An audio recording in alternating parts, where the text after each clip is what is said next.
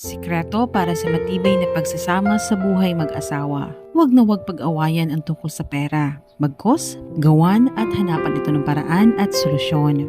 Huwag magsumbatan. Huwag magbilangan kung sino magaling. Huwag magbilangan ng mga sakripisyo kasi hindi ito pagalingan. Huwag na huwag mong mumurahin ang asawa mo. Ang galit, lilipas din yan. Pero yung masakit na salitang iyong binitiwan, hindi niya na yan makakalimutan kahit kailan. Huwag makipag-chat secretly sa mga ibang babae or sa ibang lalaki. In short, don't cheat. Respeto. Irespeto ang partner mo. Tsak kapag di nawala yan yung pagre-respeto, magtatagal kayo hanggang dulo.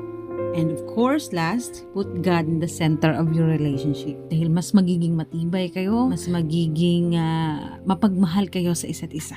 Lalong mag-grow po ang respeto at ang pagmamahalin niyo sa isa't isa pag merong Panginoon sa gitna na inyong pagsasama. Kung nakarelate ka sa usaping ito, comment down below. God bless you and follow for more.